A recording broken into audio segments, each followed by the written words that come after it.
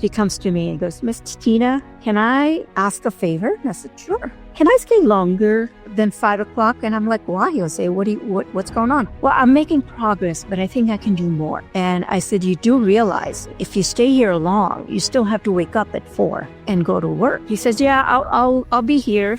So I said, sure, let's give it a shot. Within the next 10 weeks, he was second semester senior level. And that is my biggest success story, I think.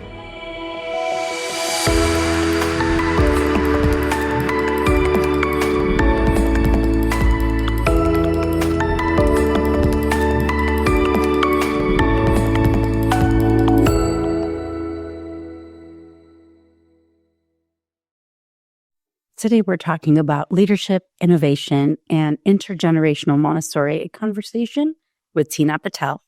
Welcome to Jagged Edge, the podcast where we explore complexities of leadership, resilience, and innovation. I'm your host, Yogi Patel, and today I'm thrilled to introduce an inspiring leader and visionary, Tina Patel. We're not related. Tina's journey is remarkable, beginning with her passion for supporting at-risk youth in her community, and she transitioned into founding Montessori One Academy and later expanded to her vision to include intergenerational care with Amaranth Senior Living and Memory Care. Wow.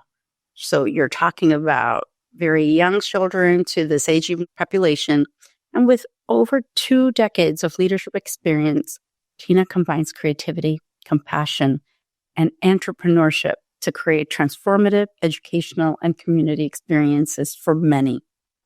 In this episode, we'll get into her journey, her leadership insights, and her groundbreaking work in creating spaces that connect generations through Montessori principles and her background in architecture. Tina, thank you so much for being with us today. Thank you for having me. It's a pleasure meeting you. Pleasure to meet you as well. So what inspired you to pursue a career in Montessori education? Bureaucracy, first and foremost. I have zero patience for bureaucracy and public education, the way it's set up, and even nonprofit organizations that I worked with, bureaucracy just kept getting in the way. And I kept thinking there has to be a better way to do this. There's also a fragmented approach to education, I think. Our expectations, parents, administrators, teachers, everyone has different vision. Everyone's on a different goal and path. And I think it's important for us to align our vision in service of the child. And so when all the different visions in different directions started coming in, it started affecting the programming that I was doing. And so I want educators and teachers and parents to feel supported. To be honest, it was also my older daughter. When she was 4, she was running into her Montessori school, not even looking back and saying, bye, Mom, I'll see you later. And then when I'd go pick her up, she's not ready to go home, and there was this joy for learning in her. And I was working with at-risk students at that time, and I'm starting to think, like, what is it about my daughter that she's so happy and wants to learn and can't wait to get out of bed every morning and go to school? And then here are the older children that are struggling. And it became very apparent once I started thinking about it. I'm giving Shivani, my daughter, the foundation that these children didn't have. And that is really, really where I need to focus on. So Montessori One came about, and it's come about by my strong desire to create a space where children are at the heart of every decision. And that's therefore my dislike for bureaucracy, because our decisions aren't made for what's best for the children. And so I decided I don't need to deal with bureaucracy and start my own. So. Yeah, love it. So what was that initial vision? I know Shivani was her joy for learning was your motivation, and you were working with other students who are older, and you were in more charter-based education system at this time. Mm-hmm. So what was that vision that helped you impact your the Montessori One community? I think working with the children at a high school level and their parents One thing I found out working with those parents and children is 100% of them wanted their children to succeed. And when I asked, so why are you giving commitment to me and not to their school? And it was shocking when every single parent answered, because we don't feel welcome at their school. I mean, it was eye-opening. And I was like, it's your child's education. Why would you not feel? They only call when my child's in trouble. I never get any good news, or they never invite me to volunteer or help on any events. And so that I changed that with Montessori One, is there has to be transparency in what we're doing and why we're doing it. And the children themselves, people were making decisions for them. They didn't have the autonomy, even at high school level, to make their own decision. Adult is telling them what to do, how to do it, why to do it every second of the day. They deserve better. So how did you get involved with the high school level? Because our listeners and folks who are watching on video may not know your background in charter education. I'll go back to the high school children. Prior to that, I was working with Dr. Ann Taylor at University of New Mexico. She had moved from College of Education over to School of Architecture because she liked the way architects, and I don't know if you know this, I have a master's in architecture, and that's how we met, is she liked the way we were being trained. It's a holistic approach. You look at one problem and you come up with multiple solutions. It's teamwork. It's multidisciplinary. It's just a unique approach to learning. And so I started working with her, and that's where I was introduced to Dr. Montessori and her approach. A gentleman from one of our company here, the CEO, wanted to give back to the community, and he'd heard about my work. So they approached me, asked if I would work with their organization. It was a startup. I'm like, sure, why not? So we started Rio Grande Educational Collaborative, RGEC. I went to the high school. We selected a high school that had the highest dropout rate at the time. I went to them and I said, give me all your truancy children or those that you're about to drop. Just give them to me for 16 weeks. I will put them through this re-engagement program. And when I'm finished, you can have them back. So pilot program, the CEO was funding it, so they had nothing to lose. Benefit for the school was they would be able to keep their children on their attendance list and get paid for those children. So we started the program. We had counseling, therapy, and as we started talking to them, before I created the program, is why? Why are you not succeeding? What is the issue? And my goodness, what I heard was, rape, incest, gang members, my brother's in gang, and therefore I'm automatically, my friend just had a miscarriage and I don't know, she didn't tell anybody she was pregnant and we don't know how to help her. And majority of them was, Miss, I gotta work. I have to help put food on the table. And the only shift I can get is during school hours. So I have to kind of select. And I'm thinking, my gosh, if I were dealing with all of that, I wouldn't succeed either.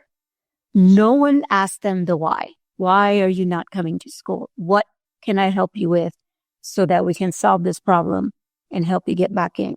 We started asking. So the other thing I did was I made it flexible schedule. 8 to noon morning session and then 1 to 5 afternoon session. You pick one or the other, whatever works with your situation. Time that you're not with me, you're either in counseling, therapy, at work, or at home helping mom and dad. And it filled up within days. And the other expectation I had of parents was 100% involvement. I call you, and you better drop everything and you come. And 100% involvement. And so what I realized is every parent wanted their child to succeed, do better than they're doing. And every child wanted to succeed. They just didn't have the support. So when I put those two things together, made it flexible, worked on their schedule, we served over 450 students over 2.5-year program. I remember one child, I'm going to call him Jose. Jose was a fourth year reclassified senior. They were immigrants from Mexico, and he and his brother, they wanted to enroll. So of course I'm meeting with them. I find out that the reason they're not succeeding or not going to school is mom and dad are farmers. And so Jose and the younger brothers wake up at 4 a.m. and they go and work in the field.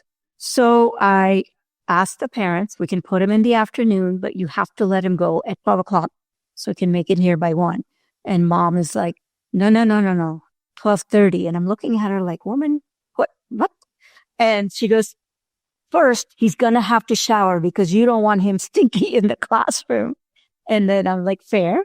And second, I need to feed him so he can focus. I said, valid. That child and his brother showed up every day, like clockwork.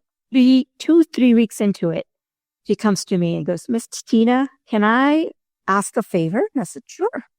Can I stay longer than 5 o'clock? And I'm like, why? He'll say, what's going on? Well, I'm making progress, but I think I can do more. And I said, you do realize if you stay here long, you still have to wake up at 4 and go to work.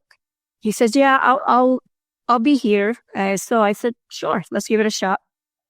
I gave him the key. I showed him how to arm and disarm, gave him some few things, make sure trash is taken out, all the computers are turned off, and building is armed, and put the key in the space that we decided. Within the next 10 weeks, he was second semester senior level. And that is my biggest success story, I think, is working with him and the family and just looking at him as an individual with a choice. And he made the right one. And, I lost track of him now, but I hope he's successful somewhere. So that was my work with Rio Grande Education. It was I think my highlight of my career would be that. I felt very safe in the environment and in the community. I was welcome. People knew who I was. My husband is like, I don't want you going there alone. And I was like, I'm the safest I will be anywhere in Albuquerque. So that was nice. What I'm taking also away is that you believed in them and you had faith that they will do well.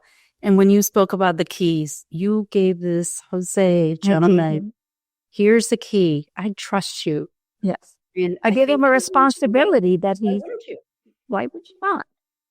And in those 2.5 years, not one scratch on any of our computers, not even on the tables and chairs. P&M had donated everything. So I'm like, this is for you guys.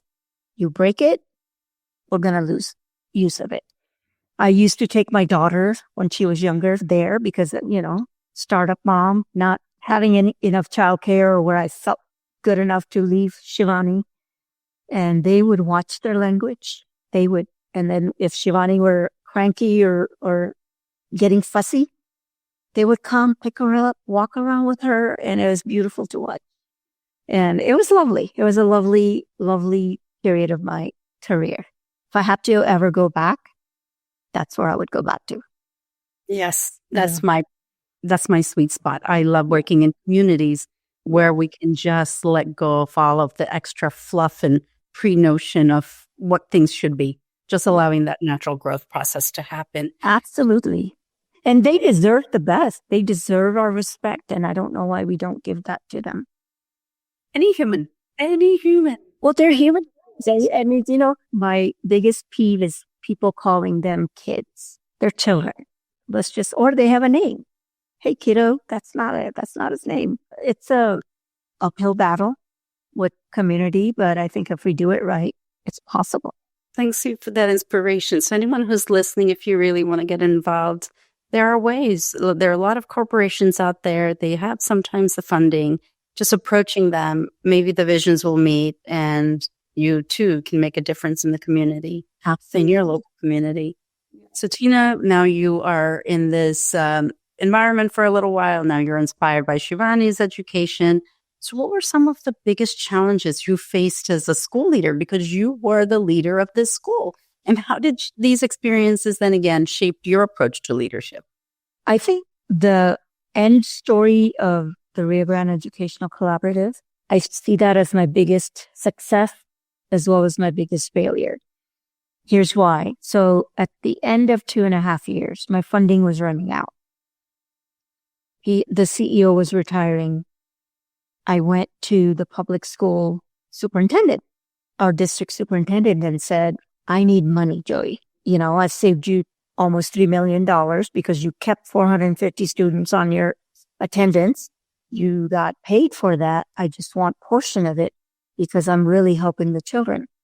You know what he tells me? He says, I'm sorry, Tina, that money's already allocated for next year. I have nothing for you. Hence my dislike for bureaucracy. They did not see the benefit of what we were doing with the children.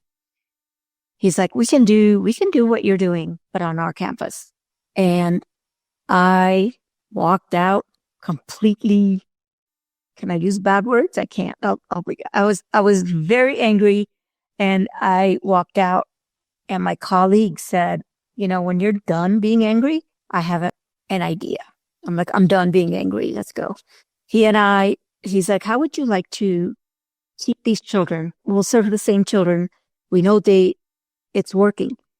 Instead of 14 weeks, why don't we keep them for 4 years? I'm like, what are you talking about, Gil? And he said, well, let's start a charter school. We'll write a charter. We'll get it approved. We do it the same way, morning session, afternoon session, counseling, therapy. But you have them for 4 years, and then you can make sure that they truly get into post-secondary. So I took 9 months without pay, and I wrote 2 charters, and we started 2 charter high schools. Served immediately, filled up with 170 students at each location. And we started working with children. At first, they were the at-risk children, but then eventually we started getting the gifted and the learning differences and all kinds of students because they just weren't getting served at where they were. We had a very robust, inclusive environment in that sense where at-risk were working with the gifted, with learning differences or physical abilities side by side. And it was nice to see. So what strategies did you have to use? You have 2 high schools and now you have children with a variety of needs. So how did you create positive and inclusive environments for both students, staffs, and maybe the parents as well?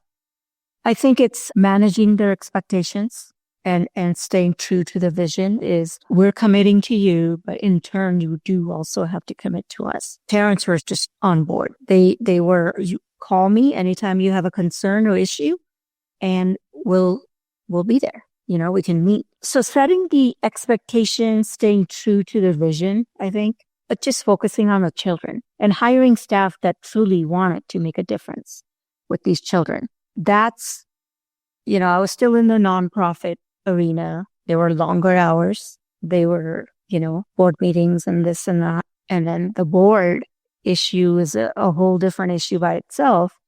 They don't understand our vision and mission. So when you have to ask permission to do something or buy something, you don't get the answer until 4 months into it. And then you're like, well, I needed it back then. I don't need it now. And so all of those things, I tried to change that with Montessori One, and which is why it's a for-profit, no board, and I'm starting young because I did realize that those children, even if we were spending millions on them, it was still a struggle. They just missed the opportunity of that foundation, and so I decided I'll start younger, make sure, and we give out scholarships and reduce tuitions every year. We have this variety of children just working. And I think your question about how did I get students to work together that were diverse is just respecting them, and they started respecting others, and zero tolerance for fighting or nonsense. In the RGC, I did have 3 gang members in one of my cohorts. And one day they're fighting over a girl. I gave them a couple of chances to, come together, get back to work. It kept happening. So finally, it was like 9 o'clock in the morning. I said, shut down your computers and get out. And they're all looking at me. I said, you heard me, shut down your computers and get out. So they're all shuffling out. And then I locked the door. And I'm sitting there and watching them. They're all just waiting. Like, what is she going to do? So I go back out and I said, I'm dismissing you for the day. I have to say I'm very disappointed. I am here to help you. You don't seem to want my help. So I want you to leave right now. Tomorrow morning, I'll be here by 8. If you show up, great. Then you have to follow the rules that I set. And if you don't show up, I am really, really sorry that I couldn't help you. And I wish you all the best. I'm drive up 7:45 in the morning. Yeah, all there. All of them. One by one, they're like, I'm sorry, miss. I'm sorry, miss. Go in, go to work. And then these 3 gang leaders, I was like, I want to talk to 3 of you. So here I am, and here are the gang members. And I was like, you guys just stop. You're the leaders. Can you show me some leadership in a positive way? Fighting over a girl is not going to get you anything. They were model students for the rest of the session. So, like I said, it's respect. It's challenging them. You're here. I want to take you to here. I'll be here helping you and giving you everything you need to get there. But you have to want to get there. I can't make that for you. And they all want it. And so they've all shown up. My vision for Montessori One is if we start early, can we keep them from going onto that path that is hard to come back from? So with Montessori One, are you looking to continue to increase the grade levels as you continue the program? No, I think I'm finished with elementary just simply because the 3 Cedar schools that we have, they have 50 years experience on me. They're solid. They get children on the college path and prepare them for at least second year of college education. Why would I want to compete with that? But we work in collaboration with those schools, and they know what we have to offer and what children come out with, what skills, and we know what their expectations are. So we don't teach them to get into the school, but inherently, our soft skill focus and our executive functioning focus, they're just ready for whatever challenge. So after the second plane of development, we let them go into the world and they're all succeeding. So a leader who knows what the limits are and where, your program is going to be beneficial and not, and creating those boundaries. Absolutely. And I think if I try to do everything, then something will suffer. And it's quality over quantity. I think if I do anything, it'd be to open up another location where we can serve a different community and do the same model, which is one of the reasons why I started Nido. Well, elementary started because of parents' requests, as did Nido. I saw the need just within my staff. They were struggling for childcare. They're pregnant. What do? Not everyone has a mother-in-law or mom at home who can help take care of them. And so it was one of my toddler guide, who actually convinced me to do this, hence the Nido. So it has to have a purpose and meet the need of people that we're serving. Yes. Yeah. And in Montessori, we are seeing often that there is high need and then the need changes. Yeah. We just have to be flexible and adaptable to what the requirements or the needs are of our community. We can't against the grain. So how do you encourage students to take initiative and develop their own leadership skills at very, very young age? Because you're speaking about Nido, which is under birth to 18 months we're speaking about. And then the toddler program from 18 months to 3 years. And then you have the primary program in your school for children who are almost 3 to 6+ years of age. Mm-hmm. For Nido, it's about helping them develop physically, socially, emotionally.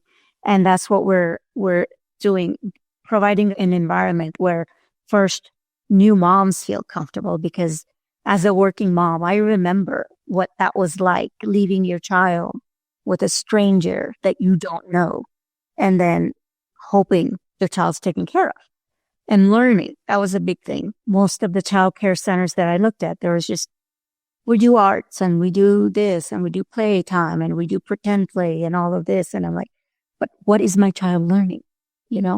And so that's what we focus on in the Nido. Is we have a very light and airy environment with baby size furniture, and windows are down to the ground level. So even if they're crawling, they can still look outside and see the world. So very sensory focused environment, keeping them on that routine that moms have set. And so we follow the child's routine, and we're not on everybody eats now, everybody naps now, everybody gets up now, that kind of stuff. It's working great. We have also pumping or feeding location in the classroom. So if a mom wants to come in during lunch and feed the baby, they have a private space that can do that. So try to make it as easy as possible for the working parent. Nido is the soft skill development starts at Nido, right?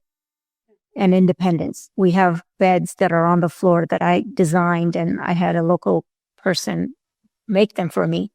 So they can get in and out of bed as they please. And then toddler, we're still focusing on the soft skill, but it's more about starting to get into the rhythm and routine and responsibility, getting their sensory and practical life and all of that happening. So it's amazing to watch them develop those soft skills and then go into primary where they're solidifying those skills. They internalize all of that. And suddenly you see a 6-year-old who's like this mini adult with views and perspectives and ideas and thoughts. And they're speaking with you like at this enthusiastic level. And you know that your job is finished now. It's like, yes, we did it here. Now you can go to elementary and we'll focus on the executive skills. So it's nice to see that development from birth all the way through second minor development. And what you just said, the 6-year-olds, how they can manage the entire classroom independently by the time they're 5.5, 6. They're just mad. And they help younger ones. Yeah, and they're role models, right? The leadership skills are emerging. They're role models. And they're helping the younger friends if they're having issues. At the empathy, oh my goodness. The empathy they show towards each other, it's lovely. Montessori classroom is the birthplace for leadership. Almost like having a workplace in a miniature level. Absolutely. It is. Not to harp on the public, but they just don't have the time with all the requirements that are being put on parents to focus on those skill sets. It's our job now to make sure that we've done our job, giving them the soft skills that lead to executive functioning, that lead to independence and success beyond. So yes, I love that about Montessori. Absolutely. Thank you for that. And your community seems to be really set up for the elementary and middle school and high school level. Yes. What's your vision for the future of education in your community? And how do you want to make, because I think you're a go-getter. I can just see your, popcorns are popping and new ideas are popping for you in order to make a positive impact in your community. What are your next steps? So one of the things I'm working with right now, most of you may not know, New Mexico is consistently last in education and child welfare. My goal is to put children first. I think we're just too far removed from that vision. Decisions have to be made with children in mind. Our public schools were shut down for 2 years. Zero learning was happening. Teachers were too scared to come in, and children they've lost everything. Now everyone's crying, why are we last again? It's like, well, we were shut down for 2 years. There is no learning happening. So what are we expecting? That is what I am working with legislators on, is first to get Montessori recognized as a high quality education process and make sure that our teachers are recognized for that. And so that is one. What I would really, really love to see is the entire state using, not turning to a Montessori because that's a big stretch, but some of Montessori things that we know are working. Keeping the child with same teacher for multiple years, test in a different manner. Don't make one day be the one that you judge them on, just them different way. What else are they doing? Look at other things they're doing, other skills and interests and likes that they have. Look at strengths as well as the challenges, and so I'm trying to work with that, and we'll see if I can get, because children staying with the same teacher I think will be tremendous for our children, where we're a poor state. There's a lot of anxiety and stress over where the food is going to come from. And when a child is hungry and you have no one to turn to, at least you can turn to your teacher and say, I need help. And teacher gets to know the child better. And we're not wasting time reassessing. We have a fantastic state where culturally we're so rich. I think we can do it. It's just I need to get everyone to be thinking in the same direction. So. Sounds like a beautiful dream. And I'm in California, and in the state of California, we have preschool initiatives that are changing. And now we have space for mostly all the schools that are public should have space for 4-year-olds. And that, each year we're accepting students at a younger age. And my advocacy around this is to say, all right, are the schools ready for it? Are the superintendents bought into it? Or is this like something that the lawmakers and the labor unions, the teachers unions are making these plans for these things to happen? Now, the younger teachers who are kindergarten, first graders, are they teaching these young children? Child development degrees. We have qualified workforce, who are trained in early childhood education. We, as a state of California during COVID, most schools, Montessori schools, the ones, I no longer work at, but the one I founded was closed for only 3 weeks. We were the reasons why parents were able to continue to work from home while, if they chose to, their children went to school. I was doing Montessori online as a volunteer, so we all chipped in. Mm-hmm. But now, when time comes, most parents, of course, would want to choose public school, which is free. However, it's half day. Which parent can work, pick up their child half day, and then take them elsewhere? Take them home. Yeah. Creating some of the challenges. And I agree. I think if we're looking child first, and you spoke about it earlier, that in your school, you were like, okay, it should be the school and the program should be focused on our children as the center. Like what we're doing, all of this. Who's it for? Yes, the child. Why do we exist? Why do we exist? How do they fit it? For the children. Yeah. And so the why, why are we here? For the children. And if you start it with the why, like Simon Sinek says, it just falls into place. And I'll do you one better. We only lost 1 day of instruction during the pandemic. We missed that Friday. Governor told us we're shutting down the state. We took that Friday, Saturday, and Sunday. We worked through the weekend just so I could teach everyone how to use Zoom and how to break out into groups. And then everyone came in on Sunday, took the material that they needed and took it home. And we started all day instruction, just like you did. It's possible. You just have to get creative and not let pandemic get in the way. Yeah, right. Like things are not going to get in the way when we're passionate about teaching, and absolutely not. Consistency. And I think that's where Montessori guides, the prepared adult, the training that we go through. There is just so much passion in understanding these young people that when you're observing them, you're watching them and having 3 years with the same guide, when there's a food shortage issue, it's going to really surface, and there's comfort, not just for the student, but the family, community. We speak about this, but how are we practicing it in reality? So I don't want to just talk about it, but what are some of the changes that we can make in our states is really a key. And that means in California, Montessori, all of the Montessorians have to unite. It's not that someone's going to take care of this. We are the same ones. We have to bring that to school, every teacher, we all get involved.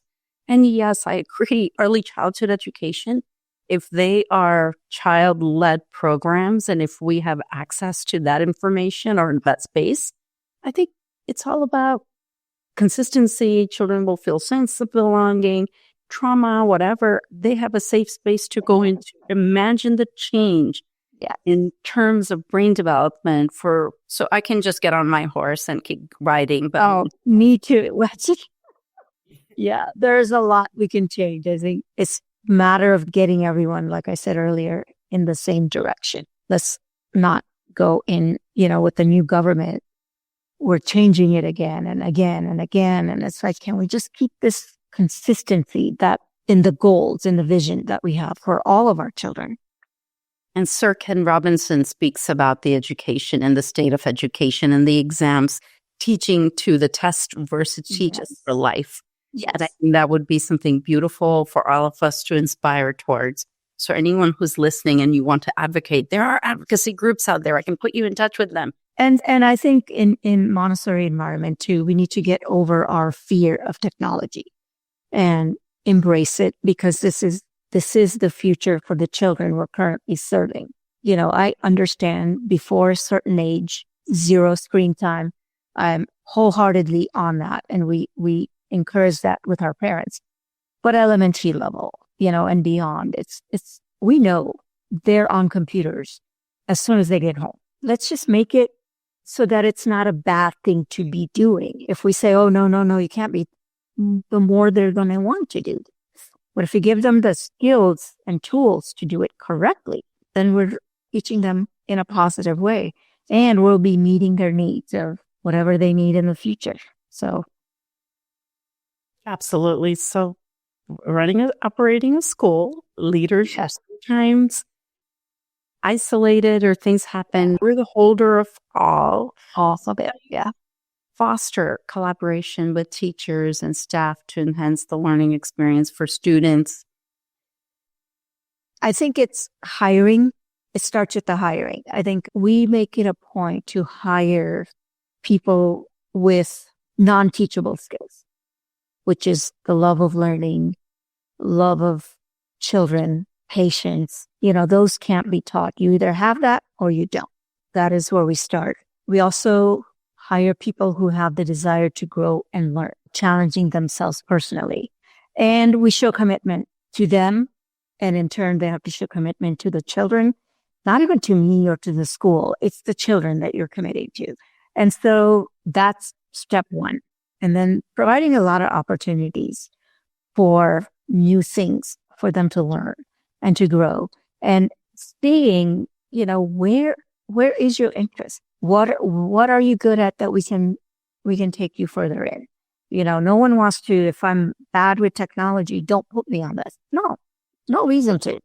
But if you're good with art, I want you to teach art to the children. So empowering them by putting them in the right seat with the right job or descriptions, I guess. And then creating we provide a lot of opportunities for them to step out of their comfort zone and kind of, you know, let's try something different. Challenge yourself. And then in the beginning, we always get, no, Tina, I don't know. And then eventually they'll come back even 6 months or a year later. I just had one that came in September. She goes, you know that last year you told me to go for training, A to I training? I said, yeah, I think I'm ready now. And I'm like, great, you know? So things like that. It's patience on our side too. It's like, we see the potential in them and they don't see it in themselves. So it's just right time for them. And knowing when as a leader, because if you were just managing, you would just manage the little just tell them, this wouldn't come about. No, it has to be something like the willingness to grow and learn has to be there, because she probably had other personal reasons she didn't want to discuss why this is not the right time. I said, go talk to Shivani and we'll get you on. So we're doing that now. So as a leader, when do you put your hat on and look at the leadership framework and look at the mental health of your students, teachers, and including families that are coming into your program? All the time. For children, it's letting them know that they're in the same space, safe space, that they can address or go to any adult in the school building and talk about it. If you need personal space, we have some personal space for you. But when you're ready to talk, we're here and we can listen. I think it's also zero homework. Stress and anxiety are a huge, huge thing. We don't need to give them homework. I think we expect parents and children to make dinner at home together or do some artwork or make a dog house, whatever. It's just, or join extracurricular activities and bond that way. So it's that. Part of it is also supporting parents in understanding what they signed up their child for. because if they understand it, then they can connect with their own children much better. So I think it's looking at it, and parents need support too, so we have staff that will at any moment ready to meet with you and discuss whatever. And then, they get it goes in so many directions. Sometimes it's very personal and sometimes it's, work related, whatever, but we help them identify what the hiccup is and then help to solve that. So I think that helps quite a bit because I think 90% of our parents are working parents, and 2 working parents is stress in itself, right? When it comes to staff, I remember what I went through and the guilt and the anxiety that I felt leaving my daughters and actually crying while I get in the car, right? I didn't want any of them to feel that.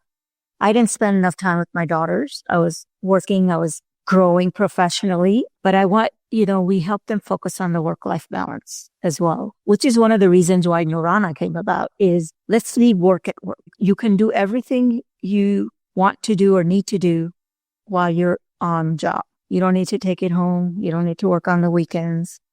We also provide, I think, pretty generous PTO, and we combine sick leave and personal time off so they can take it for anything, anytime. We give them paid vacation time, which are more than what other schools give. So we make sure there's enough coverage. And if there's not, obviously, somebody will step up. And then they decide how long they want to stay on the maternity leave. We provide a certain number of months as paid. And then if you're not ready, they just call us up and say, I'm not ready to come back yet. Okay, when are you ready? And then, so there's that flexibility in that. There shouldn't be any stress with the new baby. Now that we have the Nido, I think we've taken care of that anxiety. They know what they're bringing their child to. And so they're all happy. They can go on their break, go feed the baby, and get back to work. So multiple things. It's not like you can't just do like one thing and think that everybody's going to jump on board, right?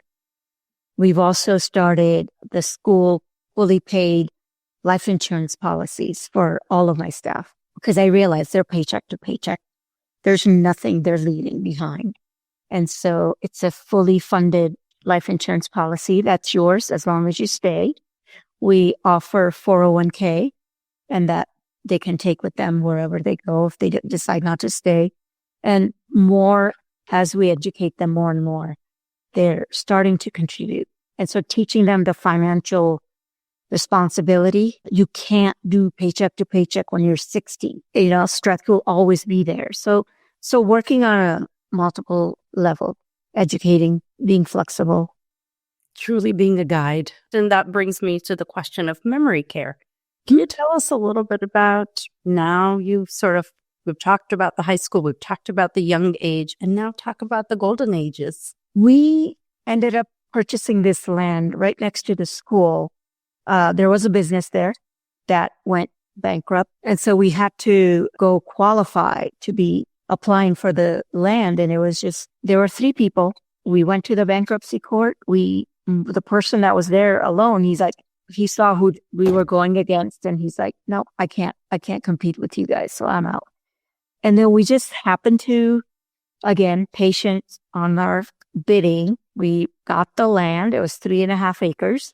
So on that 1 acre, I knew I wanted to open the Nido.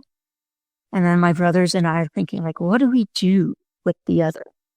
And so my dad had found his success in America in hotel business and my brothers were taking care of it. So it was my younger brother. He's like, hotel is getting saturated. We've lost passion for it. Why don't we try something different? And it was his idea to do assisted living and memory care. And then I'm like, and we can make it intergenerational and we can make it Montessori and this and that, right? Ideas just started coming. And I said, what? We can have younger children go work with elders. Elders can come help with the babies. They have a purpose. And then I went and did, Kathy Minardi told me about Jennifer Brush. And she's like, you need to go take Jennifer's workshop. I went to DC, took her workshop. First day, like the first hour, I was like, the clouds parted and I was like, oh my God, this is so doable. And then I knew exactly what needed to be done to get it done. So we have 16 memory care units and the rest out of 74, 54, I think, are assisted living. And so we have all levels of Montessori One engaged. Elders who are able will come into the nido, help rock. We don't have them lift the babies, right? There are some restrictions. And as, do as much as the parent is comfortable them doing. But they'll read, they'll sing songs, and they'll, just hang out with them. And the joy of seeing them together, just for the elder, and then the child is just looking at them with this wide eye, like, who is this person? So it's beautiful. We do have a Montessori trained guide that we hired to work with elders in our memory care. And so we're looking at their declining abilities. There are 11 declining abilities. And so we look at which ones are declining and then pair up Montessori activities that will go with those declining abilities. And then, it's the same process with children. With children, we're helping them develop. With elders, we're just, trying to hold off the progression. And so the more they practice, hopefully the better they'll be able to get. And so we are just this summer, we started pairing up one child with one elder. So it's my senior friend is what they call them, senior friend. And they're bonding one-on-one now for the first time. One story I got from one of my staff is a boy's senior friend was late coming to meet him. And the boy is just sitting on the couch, fidgety, worried that he wasn't going to see him. And suddenly he sees the friend coming and he just shoots up, runs, gives him a big old hug. I am so happy to see you. And the senior adult was like ruffling his hair and like, I would not miss this for you, And it was just beautiful what we're thinking about, because every positive has a negative, right? What happens when the senior friend passes? So now, we're going to need to look into some therapy and counseling for children. But what's also happening is parents are now involved. So parents are taking like special treats or flowers or gifts with their child. And so we've been talking to parents about how to talk with your child should the friend get sick and then eventually pass, because that's going to happen. That's one thing I had to learn, because all my life I've dealt with life and birth, right?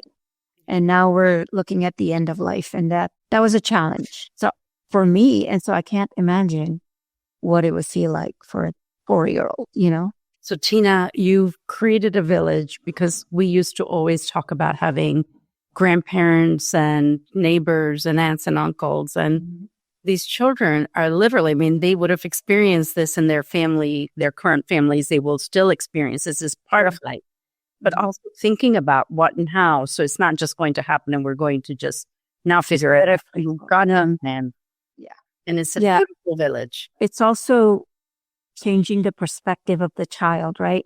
Because a typical child would think an elder is feeble or not weak and not strong, or they don't know what they're saying.